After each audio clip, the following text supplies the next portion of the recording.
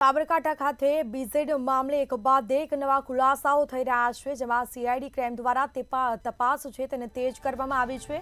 એક બાદ એક નવા ખુલાસાઓ થઈ રહ્યા છે બીઝેડ મામલે। તો ભૂપેન્દ્ર ઝાલા વીઆઈપી નંબર તરીકે ઓળખાતો પર્સનલ નંબર રાખતો હતો, જેમાં વીઆઈપી નંબર પર 450 કરતા વધુ ફોન કોલની વિગત सूत्रों द्वारा माहिती प्राप्त थई छे। वीआईपी नंबरना कॉलर्सनी सीआईडीए तपास हाथ धरी छे। કેટલાક લોકોના નિવેદન અને ફોન કરવાના કારણ પૂછવામાં આવ્યા છે। તો હિંમતનગર સહિતના લોકોને કોલ કરવાના કારણ પૂછાયા છે। તો એક બાદ એક નવા ખુલાસાઓ થઈ રહ્યા છે। રાજકીય અધિકારીઓ અને સરકારી કર્મચારીઓના નામ કોલ લિસ્ટમાં છે તેવી સૂત્રો દ્વારા માહિતી પ્રાપ્ત થઈ છે। એક બાદ એક તમામ કોલર્સની सामान्य पूछपरछ कराई है। तो शिक्षक और ऑफिस बॉय की पूछपरछ बाद नवा खुलासाओ थया।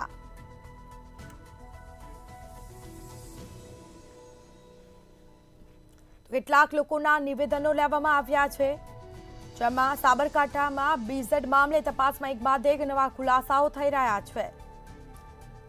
વધુ વિગતો સાથે સંવાદદાતા દીપકસિંહ રાઠોડ ફોન લાઈન પર જોડાયા છે। જી, બીઝેડ મામલે એક બાદ એક નવા ચોંકાવનારા ખુલાસો થઈ રહ્યા છે, શું છે વિગત?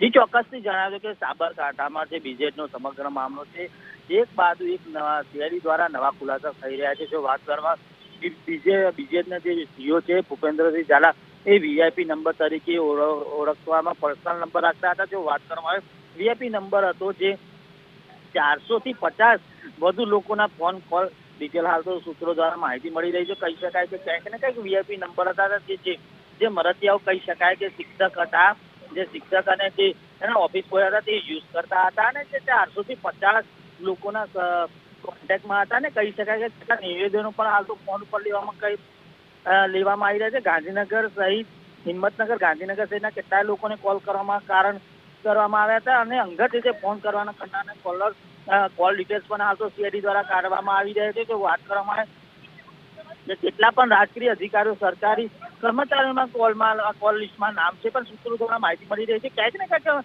આ નવા ખુલાસા એક બાજુ એક નવા ખુલાસા થઈ રહ્યા છે કે કહી શકાય કે ટૂંક જ સમયમાં મોટા માથાઓના પણ નામ આવે તે પણ ઘટસ્ફોટ થઈ રહ્યા છે। કહી શકાય કે હાલ તો પણ સૂત્રો દ્વારા માહિતી મળી રહી છે સીઆઈડી દ્વારા જે અંગત આ જે શિક્ષક છે ને જે ઓફિસ બોય હતો તેના અંગત જે હાલ તો પૂછપરછ કરી રહ્યા છે, પણ કહી શકાય કે ટૂંક જ સમયમાં સાબરકાંઠા, અરવલ્લી તે ગાંધીનગર સહિતના જે જિલ્લાઓ છે ત્યાંથી મોટા પ્રમાણમાં મોટા માથાઓના પણ નામ હોઈ શકે તેવા પણ ઘટસ્ફોટ થઈ શકે તેવા પણ સૂત્રો દ્વારા માહિતી મળી રહી છે। જી, બિલકુલ, તે તમામ જાણકારી આપવા બદલ આપનો આભાર।